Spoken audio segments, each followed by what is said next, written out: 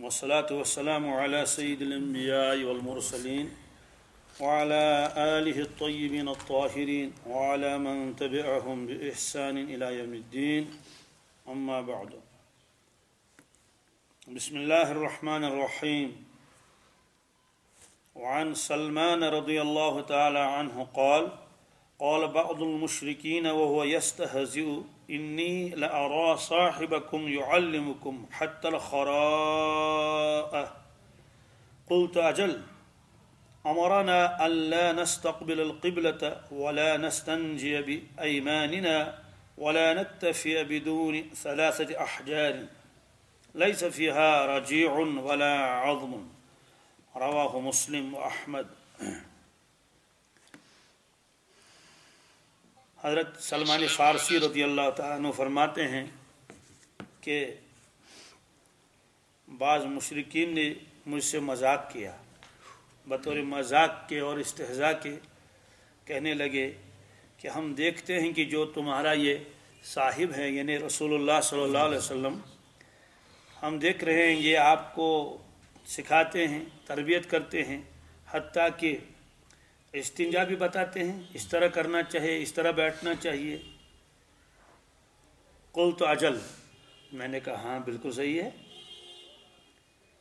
امرنا اللہ نستقبل قبلۃ، حضرت نے تو ہم کو یہ بھی حکم دیا کہ ہم قبلے کی طرف رخ نہ کریں پیشاب کے وقت، ولا نستنجی بایماننا، اور نہ ہم استنجا کریں اپنے دائیں ہاتھ سے، ولا نکتفی بدون 3 احجار لیس فیہا رجیع ولا عظم. اللہ تعالیٰ واتنے نہ کافی تتکریو دعا انشاءاللہ قبول کرنا.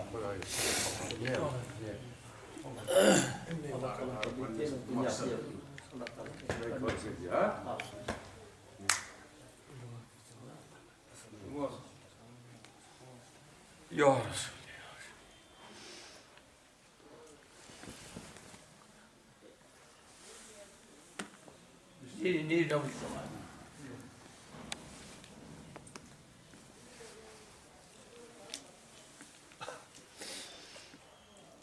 حضرت سلمان فارسی رضی اللہ تعالیٰ عنہ فرماتے ہیں کہ بعض مشرکین نے بطور مذاق کے مجھ سے کہا کہ ہم دیکھتے ہیں کہ آپ کا جو یہ ساتھی ہے یعنی رسول اللہ صلی اللہ علیہ وسلم، یہ آپ لوگوں کو سکھاتے ہیں، یہاں تک کہ استنجا کا طریقہ بھی بتاتے ہیں.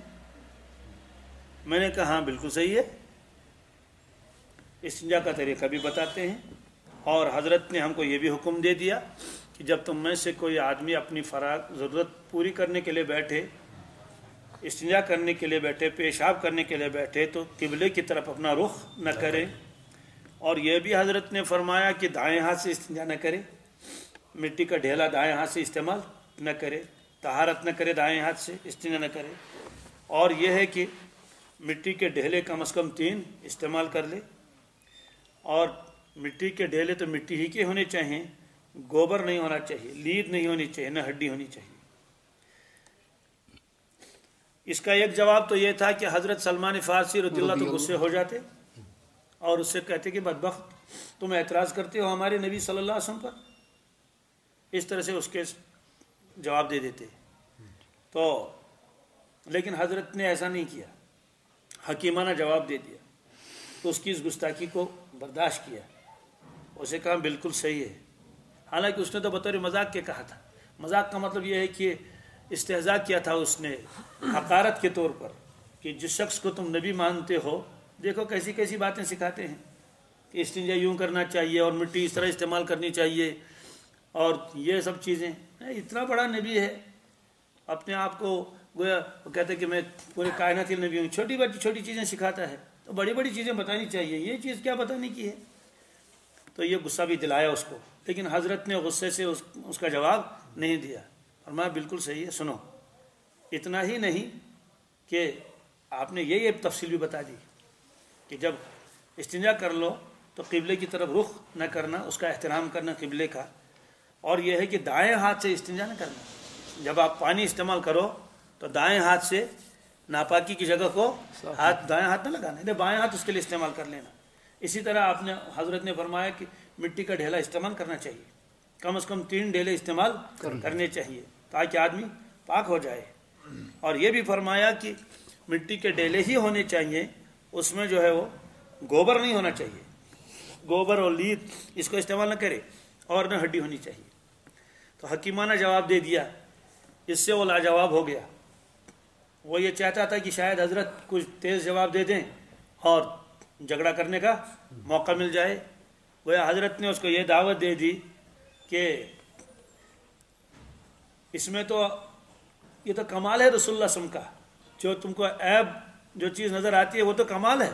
कमाल तो यही है कि आपने ये चीज़ें भी हमको बता दी, वो है किसी का मोहताज नहीं रखा, न हमको किसी यहूदी से पूछने की ज़रूरत, न किसी नसारा से पूछने की ज़रूरत है। ये छोटी छोटी चीज़ें भी अल्लाह के नबी से हमको बताई है, और ऐसे नबी की इत्तिबा तो आपको भी करनी चाहिए। यानी मतलब ये है कि ये जो आदाब बताते हैं छोटी छोटी चीज़ें, तो ऐसे नबी का तो इत्तिबा आपको भी करना चाहिए, आपको भी इस्लाम में दाखिल होना चाहिए। ये जवाब दे दिया। तो इसमें तो एक तो ये है कि हज़रत सलमान फ़ारसी ने कितना बर्दाश्त किया। जाहिर सी बात है, हमारे सामने कोई अल्लाह के नबी सल्लल्लाहु अलैहि वसल्लम के बारे में ज़रा सी कोई बात बता दे तो हम तो गुस्से हो ही जाएंगे। तो लेकिन हजरत ने बर्दाश्त किया, हकीमाना जवाब दे दिया और वो लाजवाब हो गया। इसके साथ साथ ये भी मालूम हुआ कि जब आदमी इस्तिंजा कर ले तो उसकी क्या आदाब है। ये बात तो बहुत दिनों से चल रहा है, बहुत सारी चीज़ें इसमें आ भी गई। इसमें ख़ास तौर से एक बात तो ये आई कि अल्लाह नस्तक़बिल क़िबलत है, कि जब आदमी इस्तिंजा करने के लिए बैठे तो किबले की तरफ रुख करके न बैठे, अपना चेहरा किबले की तरफ न करे। जाहिर सी बात है, किबला है, इसका एहतराम ज़रूरी है, तो उसी की तरफ रुख करके बैठा और आदमी पेशाब कर रहा है। और ये भी फरमाया कि दाएं हाथ से इस्तिंजा नहीं करना चाहिए, क्योंकि दायां हाथ मोहतरम है, दाएं हाथ से नाक भी साफ़ नहीं करनी चाहिए, दाएं हाथ से कोई गंदगी भी साफ़ नहीं करनी चाहिए, ऐसे दाएं हाथ से तहारत भी नहीं करना चाहिए, जिसको हम कश्मीरी ज़बान में तहारत कहते हैं। दाएं हाथ उसके लिए इस्तेमाल नहीं करना चाहिए, उसके लिए तो क्या है, बाएं हाथ इस्तेमाल करना चाहिए। और ये भी फरमाया कि मिट्टी इस्तेमाल कर ले 3 ढेले कम अज़ कम, फिर उसके बाद पानी इस्तेमाल कर ले ताकि खूब पाक हो जाए। और ये फरमाया उसके अंदर जो है रजी के माने आते हैं गोबर और लीद, ये लीद उसमें अंदर नहीं होनी चाहिए, इसलिए कि वो तो खुद नापाक है, वो आदमी को क्या पाक करे, मना किया गया। एक रिवायत आगे आएगी, उसमें तफसील आएगी कि जिन्नात का एक वफद रसूलुल्लाह सल्लल्लाहु अलैहि वसल्लम की खिदमत में आया था, और बहुत सारी बातें वहाँ हुई। उसमें एक बात ये भी हुई कि या रसूलुल्लाह सल्लल्लाहु अलैहि वसल्लम, आप अपने उम्मत को फरमा दीजिए कि जब वो मिट्टी इस्तेमाल करते हैं तो मिट्टी ही इस्तेमाल कर लें, लीद इस्तेमाल न करें और हड्डी इस्तेमाल न करें, या हड्डी के ऊपर पेशाब न करें। क्यों? कहते अल्लाह ताला ने हमारे लिए रिज़्क़ रखा है इन चीज़ों में, उसकी तफसील आगे आएगी है रिवायत में। तो इसमें एक चीज़ जो आई ख़ास तौर से कि क़िबले की तरफ क्या न करें, मुँह न करें। शायद आपको याद होगा, इससे पहले रिवायत आई बुखारी शरीफ के हवाले से, हज़रत अबू अयूब अंसारी रज़ियल्लाहु ताला अन्हु की रिवायत आई बहुत पहले। उसमें फरमाते हैं कि रसूलुल्लाह सल्लल्लाहु अलैहि वसल्लम ने सहाबा किराम के सामने एक मरतबा वाज़ फरमाया, उसमें बहुत सारी चीज़ें फरमाई। उसमें यह भी फरमाया, इज़ा अतैतुमुल गाइत, जब तुम में से कोई शख्स ज़रूरत के लिए आ जाए, फरागत करने के लिए आए, अपनी बशरी ज़रूरत पूरा करने के लिए आए, तो फ़ला तस्तक़बिल क़िबलत वला तस्तदबिरूहा, आपने फरमाया लोगों किबले की तरफ न तो रुख करो न तो पुष्ट करो, यानी चेहरा भी किबले की तरफ नहीं करना चाहिए और पुष्ट भी किबले की तरफ नहीं करनी चाहिए। यह आपने फरमाया वलाकिन शर्रिक़ू औ गर्रिबू, अलबत्ता या तो मशरिक़ की तरफ रुख कर लो या तो मगरिब की तरफ रुख कर लो, ये आपने फरमाया। अब सवाल है कि अगर हमने मशरिक़ की तरफ रुख कर लिया तब तो पुष्ट तो हो ही जाएगी किबले की तरफ, या मगरिब की तरफ करेंगे तब तो चेहरा हो जाएगा। असल में मदीना तैयबा के बारे में आपने फरमाया कि मदीना तैयबा में किबला जनूब की जानिब में है। किसमें? जनूब की जानिब। जाहिर सी बात है, आपने फरमाया जनूब की तरफ चेहरा मत कर लो, जनूब की जानिब चेहरा मत कर लो, इसलिए कि काबा तो उसी तरफ को है। शिमाल की तरफ भी चेहरा मत कर लो, शिमाल की तरफ चेहरा करोगे तो जनूब की तरफ पुष्ट हो जाएगा, इसलिए आपने फरमाया वलाकिन शर्रिक़ू, کہ اگر آپ کو استنجا کرنا ہے تو اپنا رخ کسی طرف کرو، مشرق کی طرف کر لو یا مغرب کی طرف کر لو. تو مغرب کی طرف کر لیں گے وہاں تو قبلہ ہے ہی نہیں، اور مشرق کی طرف کریں وہاں بھی قبلہ نہیں. تو ہم لوگوں کے لیے کیا ہے؟ ہم لوگوں کے لیے ہے کہ ہم نہ مشرق کی طرف رخ کریں گے نہ مغرب کی طرف، ہم یا تو جنوب کی طرف کر لیں یا تو شمال کی طرف کر لیں. اسی کہ مدینہ طیبہ والوں کو کعبۃ اللہ آتا ہے کہ اس میں جنوب، اس میں جنوب میں آتا ہے کعبۃ اللہ، اور ہم لوگوں کو کعبۃ اللہ آتا ہے کس میں؟ مغرب میں. لہٰذا ہمارے لیے یہی حکم ہے کہ نہ تو یہ تو عام حکم ہے، چاہے آپ کہیں کھیت میں استنجا کر لیں یا گھر میں وہ بنا لیں فلش پوائنٹ، جس کو آج کل کہتے ہیں بیت الخلا، تو اس میں بھی ہے جو فلش پوائنٹ بنا لیں گے تو اس کو اس طرح سے بنانا چاہے یا تو اس کا رخ جنوب کی طرف ہو یا شمال کی طرف ہو، مشرق و مغرب کی طرف نہ ہو، اس لیے کہ یا تو سیدھے چہرہ ہو جائے گا قبلے کی طرف، اس کی بھی ممانعت ہے، یا تو پشت ہو جائے گی قبلے کی طرف، اس کی بھی ممانعت ہے. یہ حکم آپ نے صحابہ کرام کے سامنے فرمایا. اور صحابہ کرام میں صرف ایک صحابی ہیں حضرت عبداللہ ابن عمر. حضرت عبداللہ ابن عمر ان کا فتویٰ یہ تھا کہ اگر کوئی آدمی صحرا میں ہے، بڑے میدان میں ہے، تب تو یہ حکم ہے. اگر آڑ سامنے ہے یا اسی طرح سے مکان کے اندر ہے، قبلے اور اس کے درمیان میں کوئی چیز آڑ بنی ہوئی ہے تو اجازت ہے. لیکن ظاہر سی بات ہے اس پر کوئی روایت حضرت نقل نہیں فرمائی سوائے ایک واقعہ کے. وہ واقعہ بھی یہاں ہے، پہلے بھی آیا. عبداللہ ابن عمر رضی اللہ تعالیٰ خود فرماتے ہیں میں ایک مرتبہ اپنی ہمشیرہ حضرت حفصہ رضی اللہ تعالیٰ عنہ کی خدمت میں حاضر ہوا. وہ ان کی ہمشیرہ تھی اور نکاح میں تھی رسول اللہ صلی اللہ علیہ وسلم. تو میں جب وہاں گیا، کوئی ضرورت تھی، ہمشیرہ کے یہاں تو جانا ہی ہے، ظاہر سی بات ہے. تو میں اوپر چڑھا، چھت کے اوپر. چھت کا مطلب یہ ہے کہ جو مکان تھا اور اس کے اوپر جو ہے وہ ایک طرح کا وہ چھت بنا ہوا تھا. جیسے ہمارے یہاں کی چھت ایسے تو نہیں ہوتے ہیں، پلین بنا ہوا تھا جیسے مدینہ طیبہ میں آج بھی ہوتے ہیں. اچانک میں نے دیکھا اللہ کے نبی صلی اللہ علیہ وسلم اس وقت استنجا فرما رہے تھے 1 نمبر کا. تو یقضی حاجتہ، آپ اپنی حاجت اور ضرورت پوری فرماتے تھے. مستدبر القبلتی مستقبل الشام، اس وقت آپ کا یعنی پشت مبارک تو جانب قبلہ تھا اور آپ کا رخ کدھر کو تھا؟ شام کی طرف تھا. یہ آپ نے فرمایا، یعنی مسجد اقصیٰ کی طرف تھا، ملک شام کی طرف. بس یہ واقعہ ہے. اس پر حضرت فرماتے تھے کہ بھائی اجازت ہے اگر سامنے کوئی آڑ ہو یا پشت ہو. لیکن ظاہر سی بات ہے امام ابو حنیفہ رحمۃ اللہ کے سامنے سارے واقعات ہیں، ساری روایتیں. یہ محدثین کا اور فقہاء کا ایک اصول ہے، جب 2 روایتیں آئیں گی جس میں بظاہر مضمون متضاد ہو، وہ دیکھتے ہیں کہ اب ہم ترجیح کس روایت کو دے دیں گے. یہ نہیں کہ فقہاء کو معلوم نہیں. تو حضرت نے فرمایا، امام ابو حنیفہ رحمۃ اللہ فرماتے ہیں کہ اگر عبداللہ ابن عمر کے اس واقعے کو لے لیں گے تب تو اس روایت کا جواب ہی نہیں، اس کا کیا کریں گے. آپ نے صاف فرمایا لوگوں کے سامنے کہ قبلے کی طرف نہ تو چہرہ کر لو نہ تو پشت کر لو، اور یہ بھی فرمایا دیکھو مشرق کی طرف رخ کرنا یا کس کی طرف؟ مغرب کی طرف رخ کر لینا. آپ تو صاف فرمایا، یہ تو قولی روایت ہے. کیا ہے؟ اور وہ ایک واقعہ ہے. واقعہ کا مطلب کیا ہے؟ اگر حضرت عبداللہ ابن عمر اوپر نہ چڑھ گئے ہوتے تو یہ واقعہ کس کو معلوم ہوتا؟ کسی کو بھی نہیں معلوم ہے. کہ یہ قانون تھوڑے بنے گا، قانون تو وہ بنے گا جو آپ نے ممبر کے اوپر امت کو سکھایا اور سمجھا دیا. اس لیے امام ابو حنیفہ رحمۃ اللہ فرماتے ہیں کہ کسی بھی حال میں جو ہے قبلے کی طرف نہ تو رخ کر سکتے ہیں نہ تو پشت کر سکتے ہیں. اس لیے کہ روایت تو صاف ہے، بخاری شریف کی روایت ہے، مسلم کی بھی روایت ہے، متفق علیہ روایت، ایک کی نہیں کئی روایتیں ہیں. پھر یہ بھی ہے کہ آپ تو اچانک اوپر چڑھے، ایسے موقع پر آدمی جلدی واپس اترتا ہے، وہیں بیٹھتا رہتا ہے.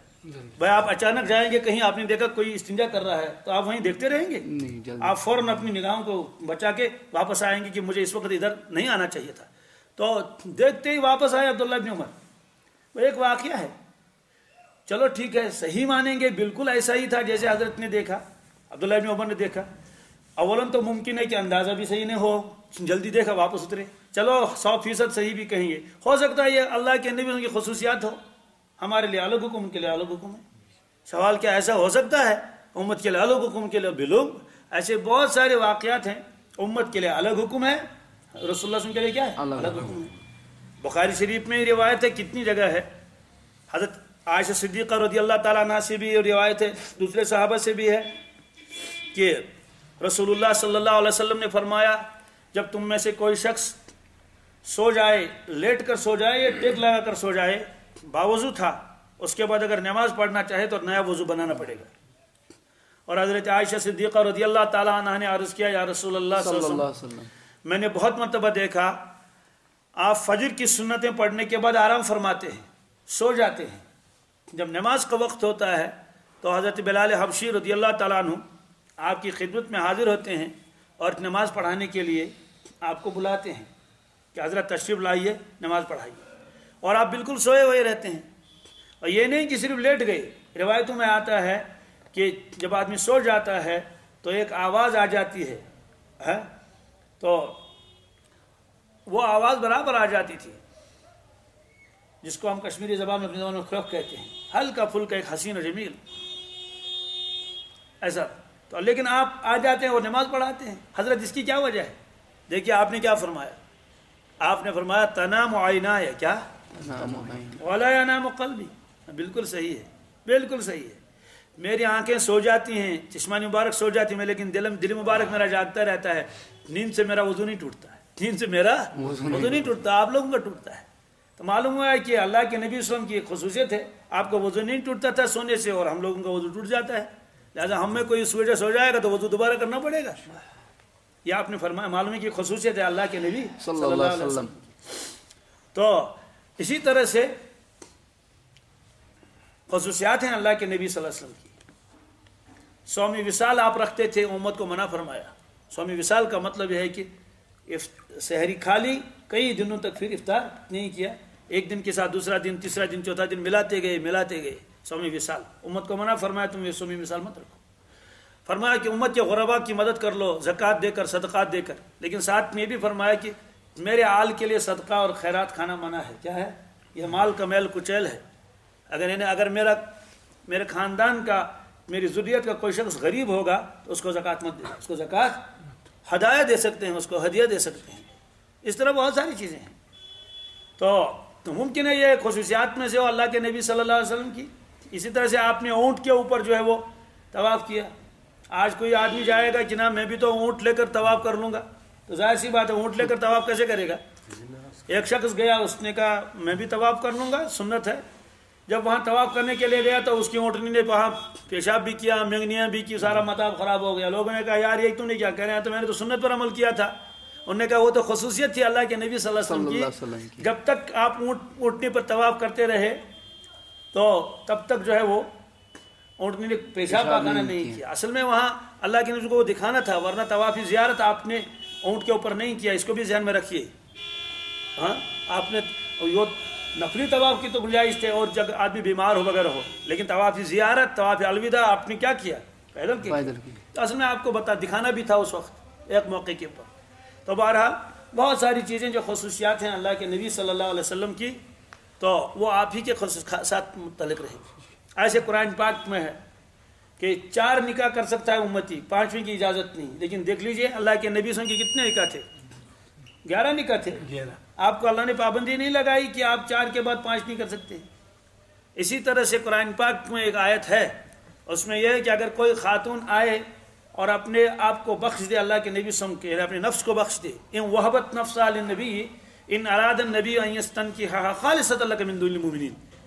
ये साफ है कि वो आ जाए कोई बगैर शर्त शरूत के आपके निकाह में आना चाहें, और फरमाया इन अरादन नबी अन यस्तनकिहा, अगर अल्लाह के नबी सल्लल्लाहु अलैहि वसल्लम भी चाहें उनसे निकाह करना उसकी इजाज़त है, खालिसतन लक।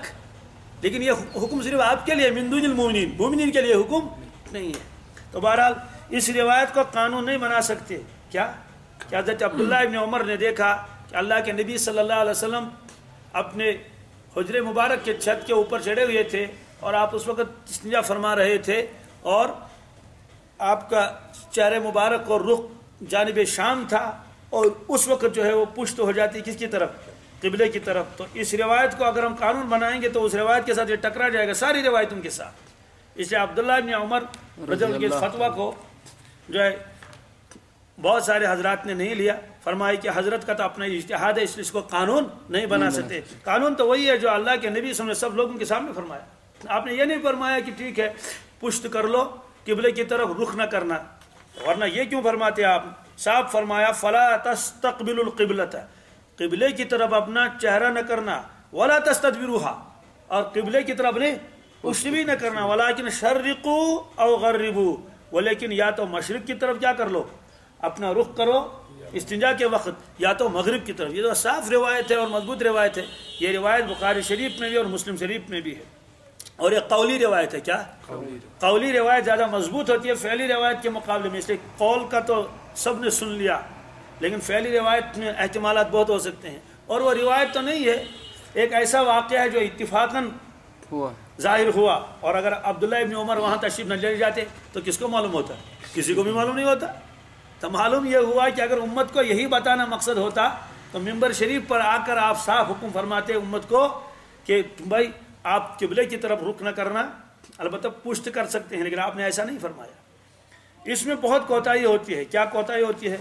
आपने भी देखा होगा, बहुत सारे लोग जो है वो खेतों में इस्तिंजा कर लेते हैं, दूसरे के ऊपर इस्तिंजा कर लेते हैं, सड़क के किनारों पर बैठते हैं, लेकिन ये ख्याल नहीं रखते हैं कि उनका पुष्ट अक्सर बेशतर किसकी तरफ हो जाता है? किबले की तरफ। और बाज़ लोग तो हद कर लेते हैं, वो तो किबले की तरफ बिल्कुल ही पेशाब कर लेते हैं, उसकी तो किसी ने इजाज़त ही नहीं दी, किसी ने उसकी इजाज़त नहीं दी कि किबले की तरफ रुक करके आदमी क्या कर ले, पेशाब कर ले, खास तौर से खेतों में है और रास्ते चलते चलते। तो चूँकि मालूम ही नहीं मसला, तो इस वजह से ऐसा हो जाता है। तो बहरहाल ये मसला आ गया, तो इसलिए ख्याल होना चाहिए, ये ऐसा नहीं करना चाहिए। और इसमें और भी चीज़ें आई, दाएं हाथ से इस्तिंजा करना, ये तो इसकी तफसील तो पहले भी आ गई कि दाएं हाथ से इस्तिंजा नहीं करना चाहिए, मना किया रसूलुल्लाह सल्लल्लाहु अलैहि वसल्लम ने। हज़रत अब्दुर्रहमान इब्न हसना फरमाते हैं, खरज अलैना रसूलुल्लाह सल्लल्लाहु अलैहि वसल्लम व फी यदिही अद्दरक़ा फवज़अहा सुम्मा जलस फबाल इलैहा फ़क़ाल बअदुहुम उन्ज़ुरू इलैहि यबूलु कमा तबूलुल मरअह फ़समिअहु नबी सल्लल्लाहु तआला अलैहि वसल्लम फ़क़ाल वैहक अमा अलिमत मा असाब साहिब बनी इसराइल कानू इज़ा असाबहुमुल बौल क़रदूहु बिल मक़ारीद फ़नहाहुम फ़उज़्ज़िब फ़ी क़ब्रिही, रवाहु अबू दाऊद व इब्न माजा। ये एक वाक़या है। ये हज़रत अब्दुर्रहमान इब्न हसना ये फरमाते हैं कि रसूलुल्लाह सल्लल्लाहु अलैहि वसल्लम एक मरतबा हमारे पास तशरीफ़ लाए, वफ़ी यदिही अद्दरक़ा, आपके दस्ते मुबारक में एक ढाल थी। ढाल क्या चीज़ है? जंगों के अंदर उधर से तीर आया, तलवार किसी ने मारी, तो अपना बचाव करने के लिए एक हाथ में ढाल रहती थी। वो ढाल मुख्तलिफ चीज़ों की बनी रहती थी, चमड़े की बनी रहती थी, चमड़े के अंदर से कभी लकड़ी भी लगा लेते थे, दूसरे चीज़ों की भी होती थी, और वो मजबूत भी होती थी, ताकि अगर उधर से तीर आ जाए या कोई तलवार से हमला करे तो इधर से उसको क्या कर लिया जाए, बचाव किया जाए। आप इसको इस तरह समझेंगे जैसे आजकल पथराव के ज़माने में जो एक पुलिस वाले वो एक तरह का वो हाथ में रख लेते हैं, शील्ड रख लेते हैं। पहले तो वो लकड़ी का बना रहता था, आज तो वो दूसरी चीज़ का है, वो गोया फाइबर ग्लास के कबील से है, वो रख लेते हैं। वो यही है कि उधर से पत्थर आया तो ये हिफाजत कर लेते हैं, बस यही मान लीजिए ढाल है, ये ढाल। अब उस जमाने में ढाल की वो किस तरह चाल होती थी, तो क्या हो जाता था, तो जाहिर सी बात है कि वो लेदर की भी हो जाती बनाई जाती थी, उसमें और भी चीज़ें लगाई जाती थी मजबूती के लिए। तो आपके दस्ते मुबारक में ढाल थी, तो आप उस वक़्त आपको तकाजा हुआ इस्तिंजा का, आप ज़रा दूर तशरीफ़ ले गए, थोड़ा दूर, और सामने आपने ढाल को रखा और उसकी तरफ आपने अपनी ज़रूरत पूरी कर ली। उसके बाद आप मिट्टी वगैरह इस्तेमाल करके आप आए। तो ये बाज़ लोगों ने ये देखा, चूँकि यहूद बहुत होते थे वहाँ, ये लोग एतराज़ करते थे बात बात पर। देखिए क्या एतराज़ किया, फ़क़ाल बाज़ुहुम, तो बाज़ बदबख्तों ने कहा, उन्ज़ुरू इलैहि यबूलु कमा तबूलुल मरअह, कहने देखो इसकी तरफ, इस शख्स की तरफ देखो, इस तरह से इस्तिंजा करते हैं, पेशाब कर लेते हैं जैसे औरत। जैसे ये क्या मतलब है? असल में अहले अरब जो है, हया नाम की कोई चीज़ उनके यहाँ थी नहीं इस्लाम से पहले, इसलिए ये कोई नहीं, आप देख रहे हैं वो खड़े खड़े का पेशाब कर लेगा, उसमें क्या है, कोई वो हर्ज नहीं। अलबत्ता जो उनमें औरतें होती थी वो ज़रा सा पर्दा कर लेती थी। तो चूँकि अल्लाह के नबी सल्लल्लाहु अलैहि वसल्लम से बढ़कर बाहया तो कायनात में कोई आया ही नहीं, इसका तो हम तसव्वुर भी नहीं कर सकते। یعنی اللہ کے نبی صلی اللہ علیہ وسلم کا حیا کا تصور کرنا بھی ہمارے بس میں نہیں ہو ہی نہیں سکتا. آپ کے چلنے میں حیا، آپ کے بات کرنے میں حیا، اللہ اکبر. تو ظاہر سی بات ہے آپ نے بھی اپنے سامنے ایک ڈھال رکھی اور گویا آپ نے ایک آڑ بنایا اس کو. تو یہ چیز تو یہود نے کہا یہ اس کی کیا ضرورت تھی، یہ تو بالکل پردہ کر رہے ہیں ایسے جیسے مستورات ہیں، جیسے عورتیں ہیں، عورتوں کو تو پردہ کرنا ہی پڑتا ہے، یہ تو مرد ہیں. مطلب ہے کہ جیسے اور مرد استنجا کر لیتے ہیں کھلم کھلا، ایسے کرنا چاہیے. تو یہ انہوں نے گویا کہ ایک اعتراض کیا. تو یہ بات سن لی اللہ کے نبی صلی اللہ علیہ وسلم، کسی طرح سے پہنچ گئی آپ تک یہ بات. آپ نے فرمایا وَيْحَكَ، فرمایا افسوس تم پر. کیا افسوس تم لوگوں پر. یہ بنی اسرائیلی تھا، یہودی. اما علمت، یہ بات آپ کو معلوم ہے کیا کہ اس بنی اسرائیل کا حال کیا ہوا تھا؟ بنی اسرائیل کا حال کیا تھا؟ کہتے ہیں کانو اذا اصابہم بول، جب ان کے کپڑوں پر پیشاب لگ جاتا تھا تو ہر کو حکم تھا کینچی سے آ کر وہی سے کاٹ لو. کینچی سے لگا وہی سے جی وہی سے کاٹنا پڑتا تھا. قرضوہ بالمقاریض، مقاریض مقراض اٹھا کے کینچی اٹھا کے اس کو کاٹتے تھے. تو اس میں ایک شخص نے کہا ارے بھائی یہ کاٹنے کی ضرورت نہیں ہے، کاٹنے کی ضرورت چھوڑ دو، کوئی مسئلہ نہیں ہے، اس میں تو مشقت ہے. فنہاہم، جب وہ آدمی مر گیا تو اس بات پر پکڑ ہوئی، اس بات پر فعذب فی قبرہ، تو اس کو قبر میں عذاب دیا گیا. آپ نے فرمایا کہ یہ واقعہ آپ کو معلوم ہے کہ آپ بنی اسرائیل کے حکم میں کیا تھا، اگر کہیں کیا لگ جائے، پاخانہ لگ جائے، پیشاب لگ جائے، گندگی لگ جائے کپڑے میں، تو دھونے سے پاک نہیں بلکہ اسی سے کو کیا کرنا پڑتا ہے، کاٹ لو، پھر اس میں جو دوسرا وہ لگا لو، پیوند لگا لو اوپر. فرمایا کہ اللہ کے بندے آپ کے یہاں تو اتنا سخت حکم تھا اور اس پر ایک آدمی نے منع کیا تھا کہ ایسے کرنے کی ضرورت نہیں ہے، تو اس پر تو اس کو عذاب آ گیا. اور ہمارے ہاں ایسا مشکل احکامات بھی نہیں ہے. البتہ پردے کا تو حکم ہے، پردے کا تو حیا کا تو حکم ہے. یہ حیا تو بہت اچھی چیز ہے اور آپ اسی سے گویا منع کر رہے ہیں. گویا آپ کے کہنے کا مطلب یہ کہ حیا کرنے کی کوئی ضرورت نہیں ہے، جس طرح سے جو چاہے کر لو، پیشاب کر لو. آپ نے فرمایا یہ بات بہت بڑی ہے، تم نے یہ کیا بات بتا دی، اس کی وجہ سے تمہیں عذاب ہو جائے گا. اگر ویسے مرے گا تو ویسے ہی عذاب ہو ہی جائے گا، بدبخت یہودی ہے. لیکن اس بات سے خاص طور سے الگ سے توبہ کرنی پڑے گی کہ یہ تو حیا والی چیز ہے. اسے جو حیا والی چیز ہے اس سے آدمی کسی کو منع کرے گا تو عذاب میں گرفتار ہوگا. اس سے معلوم ہوا کہ اگر کوئی شخص اسلام کے کسی حکم پر عمل کرتا ہے، کسی سنت پر عمل کرتا ہے اور لوگ اس سے کیا کرتے ہیں، روک ٹوک کر لیتے ہیں، وہ روک لیتا ہے، اس کی آج ضرورت نہیں ہے، آج چھن یہ چھن تیو چھن یہ ضروری، اس طرح سے اس کو سمجھنا چاہیے کہ ضرور اس پر پکڑ ہوگی، ضرور اس پر جیسے بنی اسرائیل کے اس شخص پر پکڑ ہوگی. تو آپ نے فرمایا افسوس تم پر، افسوس تجھ پر. کیا تم کو یہ بات نہیں پہنچی، یعنی کہ آپ اس بات کو جانتے ہیں کہ بنی اسرائیل کو جب پیشاب لگ جاتا تھا تو وہ اس کو کینچو سے کاٹتے تھے. تو ایک شخص نے ان کو روکا تو اس شخص کو قبر میں کیا کر دیا گیا، عذاب دیا گیا. تو بہرحال اس حدیث پاک میں ایک تو یہ فرمایا جب آدمی پیشاب کر لے گا تو ایک تو چھینٹوں سے بچنے کا اہتمام کرے. کیا کرے، کیونکہ یہی تو فرمایا کپڑا کاٹ دینا پڑتا تھا، ہم کو بچنے کا اہتمام کرنا چاہیے. دوسرا یہ ہے کہ پردے کا اہتمام ہونا چاہیے، پردے کا اہتمام، ہاں، بے اس طرح سے جس میں بے حیائی ہو. اسی لیے لکھا ہے کہ سڑک کے کناروں پیشاب نہیں کرنا چاہیے. ہمارے بہت سارے لوگوں کو عادت ہوتی ہے پیشاب کر لیں گے سڑک کے کنارے پر، آپ مٹی سکھا رہے ہیں، اوپر سے پھیرن لگا ہوا ہے، آپ دوسرا آدمی آ رہا ہے السلام علیکم، سنا معاف تھا کیا تھا. اب ان کو کیا معلوم ہے یہ پیشاب سکھا رہا ہے، تو پھر ادھر منہ کرنا چاہیے، دوسری طرف کو کرنا چاہیے. اور عام راستوں پر پیشاب کرنے سے ممانعت بھی ہے. ایسے کہ عام راستے جو چلنے پھرنے کے ہیں اس میں بدبو جب آ جائے گی تو اس کی وجہ سے لوگوں کیا ہوگی. اور وہ روایت پیچھے آ بھی چکی ہے، ممکن ہے آگے بھی آ جائے، جس میں آپ نے فرمایا لعنت کے کاموں سے بچو. کیا صحابہ کرام نے عرض کیا کہ لعنت کے کام کیا کیا ہیں؟ فرمایا کہ لوگ جہاں چلتے پھرتے ہیں وہاں راستے میں جا کے بیٹھ کے پیشاب پاخانہ کر لینا، فرمایا یہ کام لعنت کے کام ہیں. اس لیے کہ لوگ جب چلیں گے تو ان کو تکلیف ہو جائے گی، ان کے کپڑے گندے ہو جائیں گے، ان کے پیر گندے ہو جائیں گے، اور وہ لوگ خود لعنت کریں گے، لعن تان کریں گے ان لوگوں کے اوپر، کہیں گے جس نے یہ سڑک کیا گندہ کی. تو بہرحال یہ روایت آئی. آگے وہی روایت ہے عبداللہ بن عمر کی کہ ان کا اپنا اجتہاد تھا، وہ اس پر عمل کرتے تھے، لیکن اس کو فقہاء کرام نے عام قانون نہیں بنایا، خاص طور سے احناف نے فرمایا یہ قانون نہیں بن سکتا. یہ ایک واقعہ ہے. حضرت مروان اصفر ایک تابعی ہیں رحمۃ اللہ تعالی علیہ. بعض حضرات نے فرمایا مروان اصفر یہ ایک صحابی ہیں. ایک وہ مروان وہ الگ ہے، مروان اصفر ایک نام کے تو کئی ہوتے ہیں نا. فرماتے ہیں کہ رأیت ابن عمر اناخ راحلتہ، تو میں نے حضرت عبداللہ ابن عمر کو دیکھا ایک جگہ آپ نے اپنے اونٹ کو بٹھایا مستقبل قبلہ ثم جلس یبول الیہا، پھر آپ نے پیشاب کر لیا، اونٹ سامنے رکھا ہوا تھا. تو میں نے جب دیکھا کہ یہ تو قبلے کی طرف اونٹ بٹھائے ہوئے استنجا کر رہے ہیں، فقلت یا ابا عبد الرحمن الیس قد نہی عن ھذا،